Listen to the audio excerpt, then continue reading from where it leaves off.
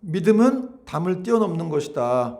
믿음은 담을 뛰어넘는 것이다 라는 제목으로 하나님 말씀을 증거하겠습니다.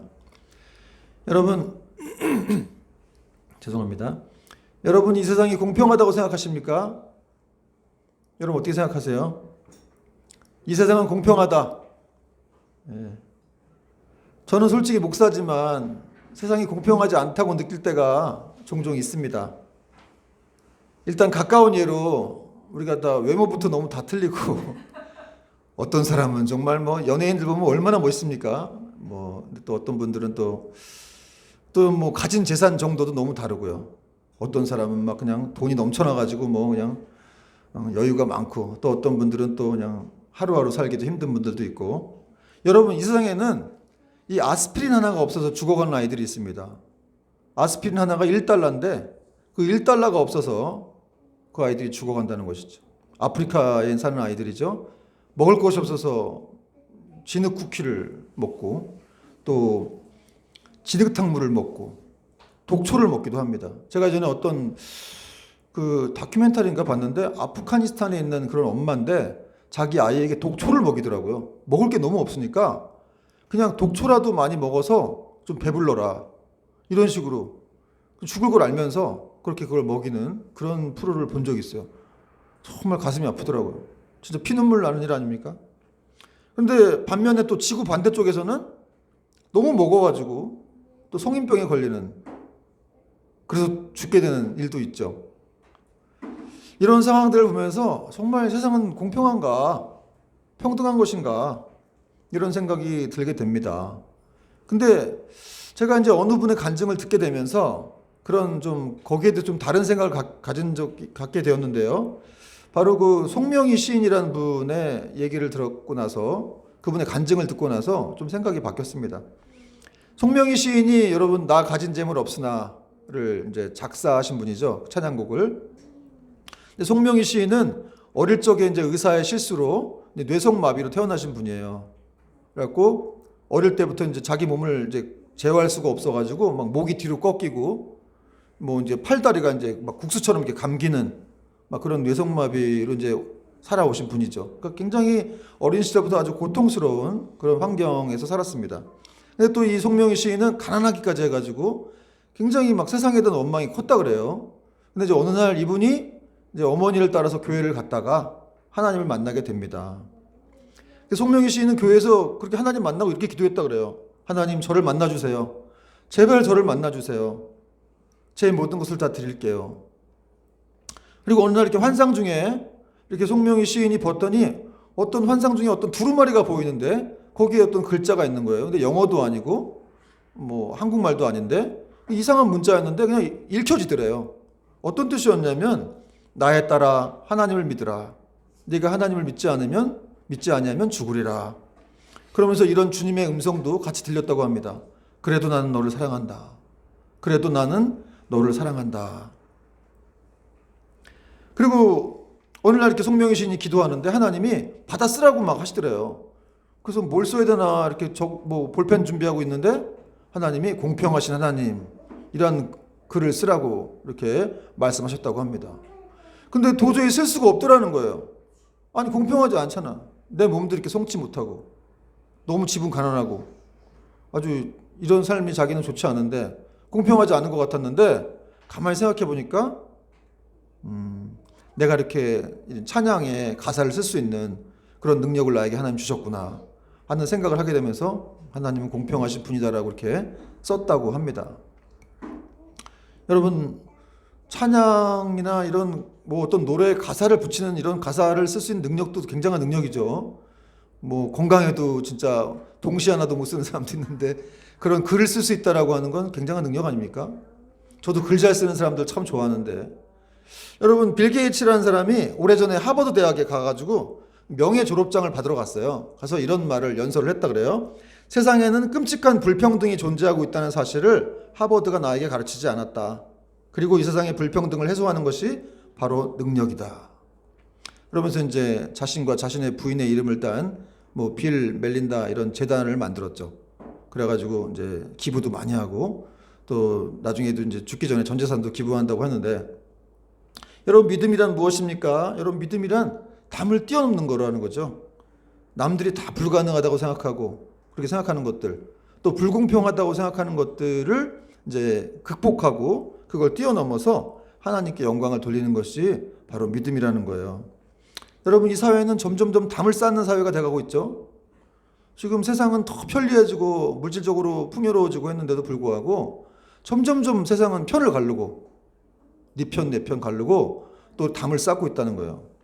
제가 예전에 들은 얘기인데 뭐 일부 얘기긴 하겠지만 이 초등학교 아이들이 학교에서 지금 뭐 어느 아파트에 사는지와 또 평수가 얼마인지 이렇게 따라서 자기들끼리 이렇게 부른다고 하죠. 레미안 사람, 뭐 롯데캐슬 사람, 너는 롯데캐슬 사람이야, 레미안 사람이야.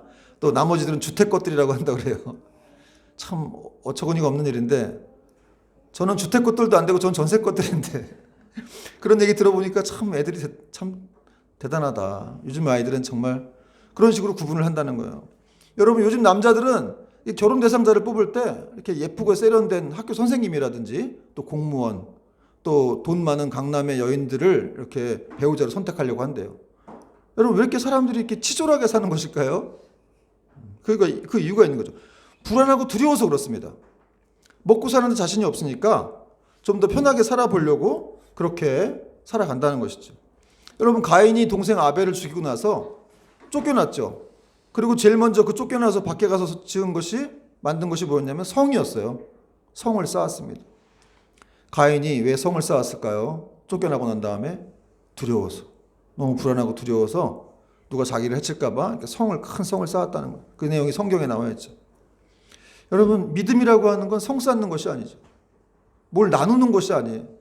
가난한 자와 부유한 자를 나누는 것이 아니고 그들이 서로 이렇게 어우러지게 하는 겁니다. 하나 되게 하는 것이죠. 그러기 위해서는 담을 뛰어넘어야 한다는 거예요.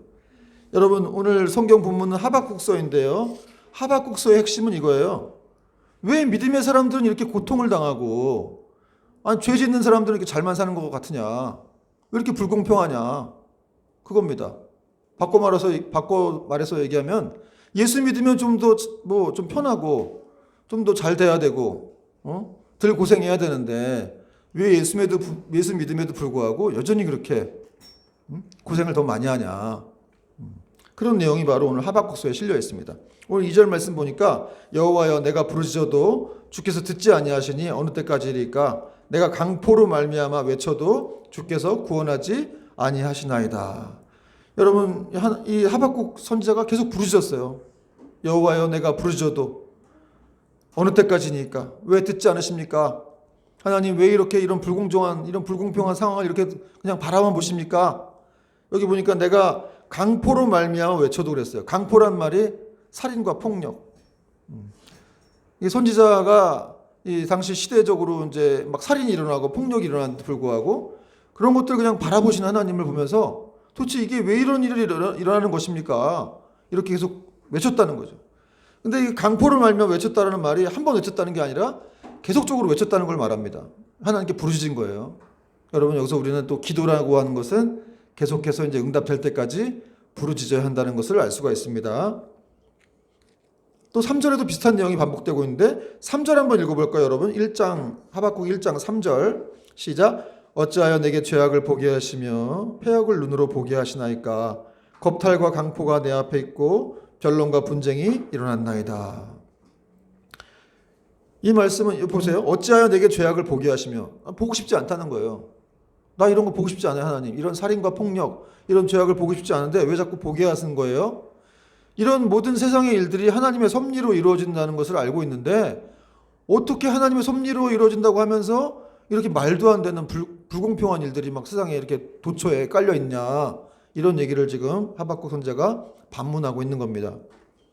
그래서 전혀 정의가 시행되고 있지 않다. 4절 보니까 이러므로 율법이 해이하고 정의가 전혀 시행되지 못하오니 이는 악인이 의인을 애워쌌으므로 정의가 굽게 행하여 지민이이다. 악인이 의인을 애워쌌다는 겁니다. 그래서 정의가 시행되지 못하는 거예요. 이 애워쌌다는 말은 많은 군대가 어떤 소수의 무리를 애워싸는 걸 말하는데 당시에 악인들이 얼마나 많았는지를 알 수가 있어요. 너무너무 악인들이 많아가지고 정의가 시행되지 못하는 거예요. 그래서 그 악인들이 의인들을 괴롭히고 막 심지어는 죽이기까지 하는 그런 일이 있었습니다. 여러분이 하박국 선지자가 활동하던 시기에는 유다 말기예요. 유다 말기는 이제 유다가 망하기 직전인데 이제 바벨론에 끌려가기 직전이죠. 그래서 유다 말기였는데 이때 왕은 여호야김 왕인데 이 사람이 어떤 사람이냐? 하나님 말씀을 무시하는 사람이고 또 이제 예레미야가 이렇게 썼던 두루마리 성경을 불태운 사람이기도 해요. 아주 그냥 참 어처구니 없는 사람인데 이 여호야김이 이렇게 통치를 하고 있었는데 이 당시에 유다 말기는 아주 정치적과 종교적으로 아주 타락한 그런 아주 시기였습니다. 그러니까 정의가 시행될 수가 없었고 악인이 득세하고 그러니까 여러분 사회적으로 약자들이라든지 의인들은 이유 없는 고난을 막 당하는 것이죠. 그런 상황 속에서 하박국 선지자가 계속 부르짖은 거예요. 공의의 시행을 위해서. 하나님 일어나시옵소서. 하나님 이 땅을 보시면서 어떻게 이렇게 가만히 계십니까? 이런 것들을 계속 이렇게 부르짖은 겁니다. 그런데 여러분 하나님은 답이 없으세요. 오랫동안 침묵을 하십니다. 참 하박국 선지자가 답답했을 것 같아요. 그죠? 그러나 그러나 긍휼의 풍성한 하나님께서 나타나시는 것이죠. 드디어 응답을 이렇게 주시는데 이렇게 말씀하십니다. 내가 무서운 갈대아 사람들을 일으킬 것이다. 그런 말씀을 하시면서 때가 되면 반드시 나의 말씀이 이루어지리라. 이런 말씀을 하시는데 오늘 읽지 않았는데 오늘 1장 6절 7절 보니까 보라 내가 사납고 성급한 백성 곧 땅이 넓은 곳으로 다니며 자기의 소유가 아닌 거처들을 점령하는 갈대아 사람을 일으켰나니. 이 사람들이 아주 사납고 성급한 백성이에요. 7절에 보니까 이 사람은 어떤 사람들이냐면 이 사람들이 그들은 두렵고 무서우며 당당함과 위엄이 자기들에게서 나오며 나중에 어떤 구절을 보면은 자기 힘을 믿는 사람들이라고 나와요. 그러니까 굉장히 스스로에게 막 힘이 넘쳐나는 사람들이라서 자기 자신을 믿는 사람들이에요. 여러분 세상에 어떤 이 약한 사람들이 자기 자신의 힘을 믿고 살아가는 것을 이제 우리는 또 알 수가 있죠. 어쨌든 그들은 이렇게 무섭다는 거예요. 당당함과 위엄이 넘쳐나는 사람들을 하나님이 이렇게 일으켰다는 거죠. 그래서 그들이 결국 이렇게 이스라엘을 심판하러 올 것이다. 그러면서 하박국 2장 3절에서 이렇게 말씀하십니다. 이 묵시는 정한 때가 있나니 그 종말이 속히 이르겠고 거짓되지 아니하리라. 비록 더딜지라도 기다리라. 지체되지 않고 반드시 응하리라. 여러분 묵시가 정한 때가 있다는 거. 이 정한 때가 있다는 말은 정한 때라는 건 이제 원어적으로 절기를 뜻하는데 다시 돌아오다 이런 뜻이 있어요. 또 이 규칙적으로 돌아오는 계절을 말하는데 이 정한 때라는 거는 여러분 지금 겨울이죠. 겨울 지나면 이제 봄이 옵니다. 봄 지나면 여름이 오죠. 자연의 법칙이 있잖아요. 그렇듯이 하나님의 말씀은 그렇다는 거예요. 그러니까 여기 좀 있으면 이제 봄이 옵니다, 여러분. 너무 추워하지 마세요. 낙심하지 마세요. 우리 인생에도 봄이 옵니다. 인생에 겨울이 있었으면. 그게 온다는 거예요. 그러니까 안 올 수가 없는 거죠. 이 자연 법칙이니까. 그렇듯이 하나님 말씀은 그렇게 돌아온다. 반드시 이루어진다는 거. 성취된다. 그걸 말씀하고 있습니다. 그리고 마지막에는 그렇게 너희가 그렇게 너희를 고통스럽게 하는 그런 악인들의 심판도 있다. 이런 말씀도 하고 있는 거예요. 그러므로 여러분 아무리 기도를 해도 상황은 변화되는 것 같지 않고 아무런 일도 일어나지 않는 것 같지만 하나님은 일하고 계신다는 거죠. 그 하나님의 때가 있어야 된다는 거죠. 때. 그 때에 반드시 이루어진다는 것을 지금 성경은 말씀하고 있습니다.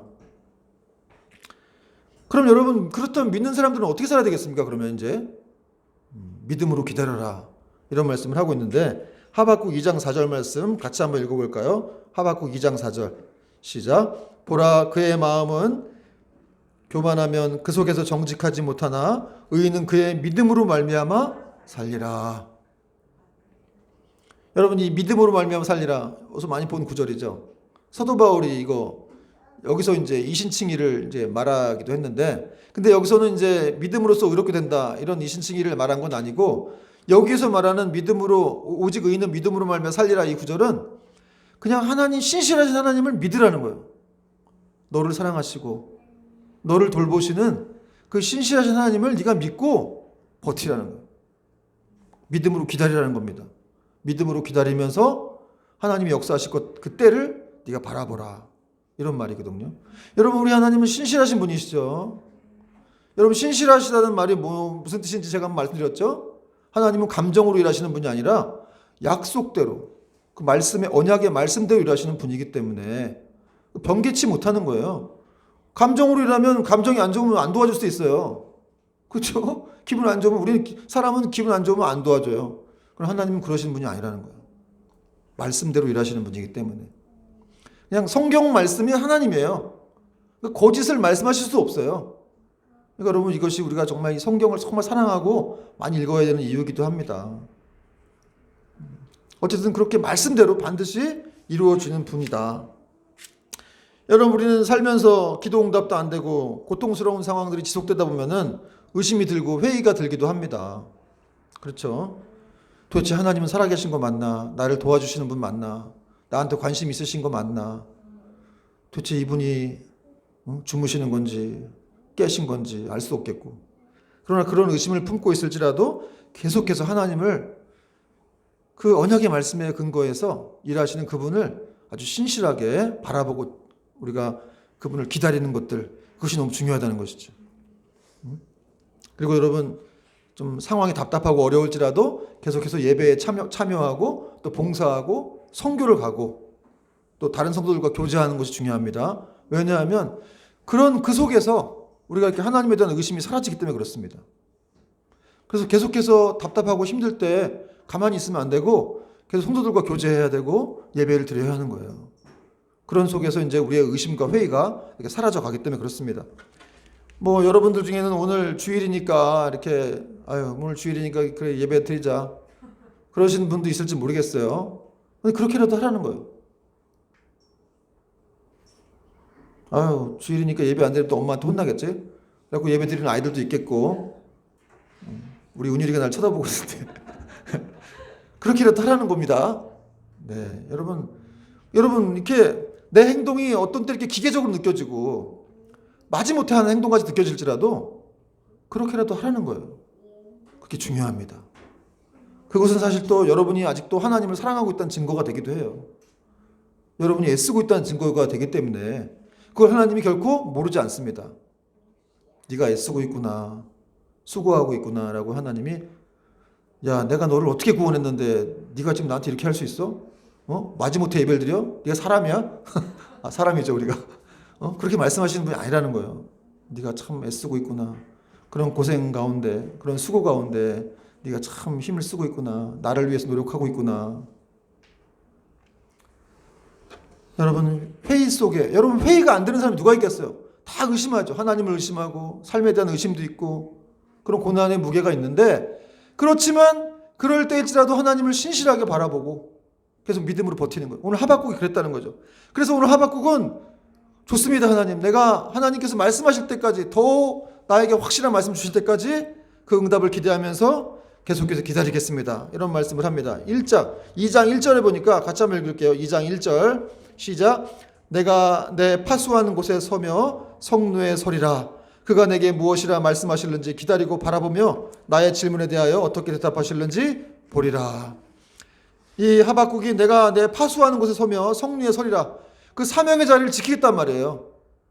믿음으로 확신하면서, 믿음을 가지고 하나님을 기다리면서 내 계속 사명의 자리에 내가 서 있겠다. 지금 답답하지만 제가 하나님 믿고 그 자리에 계속 서보겠습니다, 이런 말을 지금 하고 있는 겁니다. 여러분, 예전에 우리나라는 희망 고문을 말하는 그런 책들이 많이 있었는데, 뭐 30대에 10억을 모으는 법, 그런 책이 있었어요. 여러분, 30대에 10억 어떻게 모아요? 80일 만에 서울대 가기. 여러분, 80일 만에 유치원도 못 가죠. 요즘에는 80일 만에 서울대를 어떻게 가요? 진짜 황당한 제목의 책을 봤는데, 마음껏 먹으면서 하는 다이어트. 이건 여러분 창조 질서를 깨는 거예요. 마음껏 먹는데 어떻게 안 찝니까? 제가 잘 알고 있어요. 마음껏 먹어보니까 살이 찔 수밖에 없더라고요.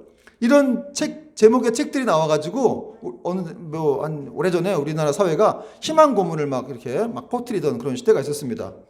그런데 여러분, 하나님 말씀이 이런 희망 고문 정도밖에 안 되는 걸까요? 여러분, 제 종종 기독교인들 중에 괴리감이 느껴진다, 이런 사람들이 있어요. 하나님 말씀을 들으면 다 될 것 같아, 교회에서. 근데 회사 가면 안 된다는 거예요. 회사 가면 현실도 다르다는 거죠. 근데 여러분, 그런 괴리감을 우리가 왜 느끼는 걸까요? 하나님 말씀은 다 거짓인가요? 아무 힘도 없는 건가요? 말씀을 들으면 될 것 같은데 현실에서는 그게 아니다. 응답이 안 된다. 아무것도 안 된다. 여러분, 사실 이 괴리감이라고 하는 건 우리 안에서 만들어지는 거예요. 내가 진짜 하나님 말씀을 못 믿고 있는 거죠. 그리고 내가 너무 잘 되려고만 하다 보니까, 손해 안 보려고 하다 보니까 그 괴리감이 느껴지는 거예요. 좀 희생도 해야 되고, 여러분 진짜 하나님 말씀 지켜서 손해라도 보겠다, 실패하더라도 내가 하나님 말씀을 지키겠다, 그 말씀만 믿겠다, 이렇게 생각하면 괴리감이 느껴지겠습니까? 여러분, 우리는 변화한다 할지라도 하나님은, 신실하신 하나님은 변함이 없기 때문에 결국 그 말씀대로 이루어지는 것이죠. 당장 괴리감은 느껴질 수 있을지 모르겠지만 하나님은 우리를 향한 계획이 있고요, 그 계획대로 일하시는 분이고, 그 때에 대해 역사하시기, 그 정한 때가 있기 때문에 그때까지 좀 시간이 걸리기 때문에 우리가 이제 좀 어떤 때 답답하기도 하고 응답이 안 되는 것처럼 느끼지만, 하나님은 계속해서 그런 가운데 일해 가시고 또 응답을 주시는 분이십니다. 그러니까 괴리감, 그러니까 설교 듣고 바로 그 응답이 안 된다고, 또 일이 안 이루어진다고 막 답답해하거나 그런 괴리감을 느낄 필요가 없다는 거죠. 여러분, 우리 하나님께서 정말로 이렇게 우리를 사랑하셔서 우리를 위한 놀라운 계획을 세우고 계시고, 또 다 정말 우리가 미처 생각지도 못한 그런 어떤 길목마다 하나님은 다 대비책을 세워놓으시고 이끌어 가고 계심을 여러분 믿으시길 축원합니다. 여러분, 우리의 성공은 무엇입니까? 정말 우리의 성공이라고 하는 것은 예수 그리스도죠. 그분이 우리의 삶의 이유고 가치고 목표이기 때문에, 그러니까 성공만 추구하려는 그리스도인들도 많이 있지만 사실 진정한 성공은 예수님께 있기 때문에 우리가 그분을 더 사랑하고 그분을 더 닮아가는 것, 그럼으로 인해서 정말로 그분을 향한 마음을 더 키워가는 것, 진정한 성공이에요. 그래서 여러분, 이렇게 고백할 수 있어야 됩니다. 제가 갈망하는 것은 하나님의 선물이 아니라 하나님 당신, 바로 주님이십니다. 이건 어떤 사람의 유명한 고백이기도 한데, 하나님의 선물이 아니라 바로 하나님 당신이 나의 최고의 선물이시고 축복이십니다. 이런 고백을 할 수 있는 사람들이 진정한 성공자입니다. 여러분, 이렇게 고백할 수 있다면은 우리가 기도 응답을 자주 못 받아도, 또 비록 무화과 나무의 열매가 없다 할지라도 우리가 하나님 한만으로 기뻐할 수 있겠죠. 그리고 내 신앙과 믿음의 지조를 지키는 것에 별로 위협받지 못할 것입니다. 마지막으로 한 분을 소개하고 말씀을 마치려고 하는데요. 이분은 19세기에 태어났던 제임스 피어폰트라는 분인데, 이 사람은 이제 아이비리그의 명문 대학 중 하나인 예일대 법대를 나오신 분이에요. 철학 박사이기도 하십니다. 이분은 좋은 사람이었는데 가문도 좋았어요. 근데 처음에는 교사가 됐어요. 근데 교사가 됐는데 어떤 교육계의 무슨 보수적인 교육계의 이단화로 시켜가지고 교사에서 잘렸어요. 그래가지고 이제 변호사가 됐는데, 변호사를 했더니 착한 사람들, 가난한 사람들은 변호해주고 또 돈 많고 안 좋은 사람들은 변호를 안 해줬어요. 무조건 안 해줬어요. 착한 사람 다 해주고 가난한 사람들은.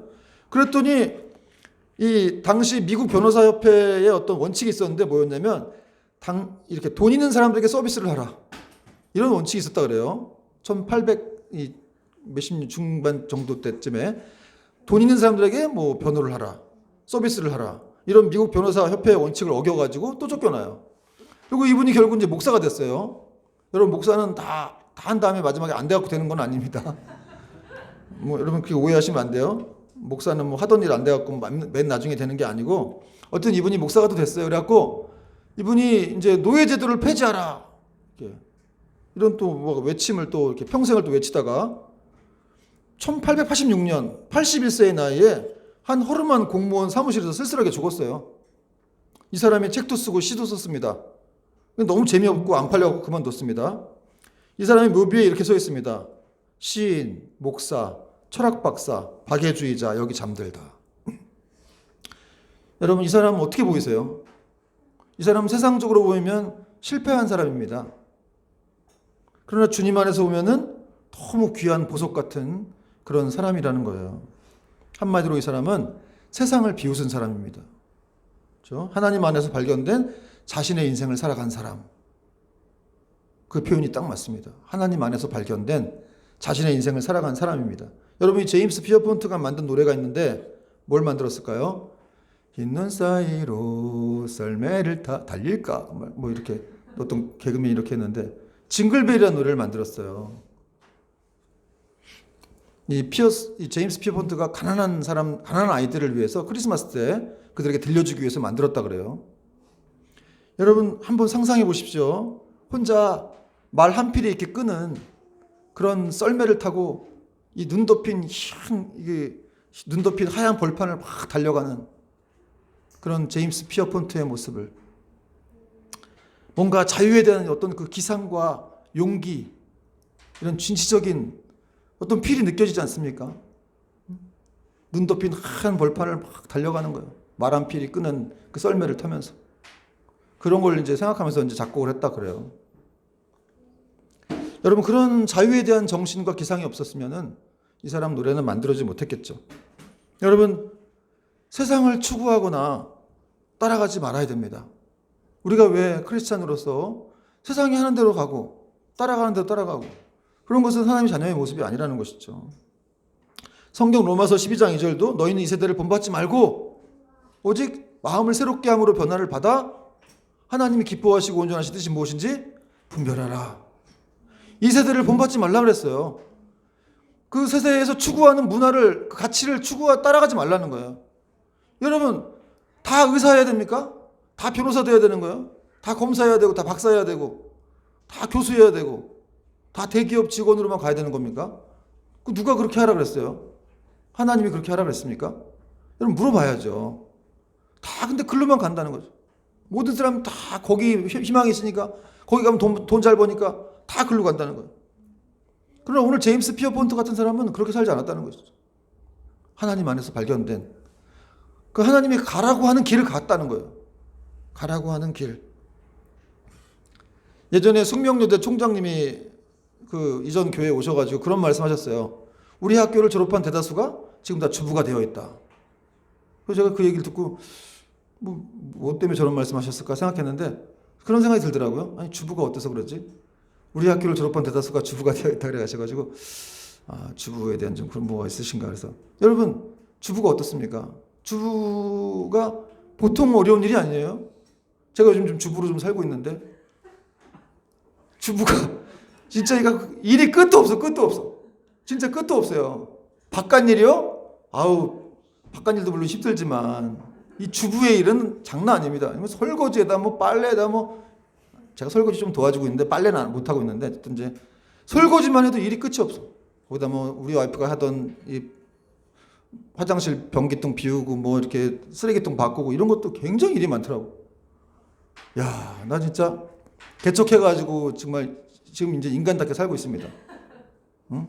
진정한 사랑이 무엇인가를 깨닫고 있는데, 여러분 주부가 얼마나 어려운 줄 아세요? 거기다가 또 애들 키워야지. 하나님 나라 일꾼으로 키우기 위해서 책 읽어줘야지, 성경 읽어줘야지, 기도해줘야지, 밤마다 걔랑 놀아줘야지.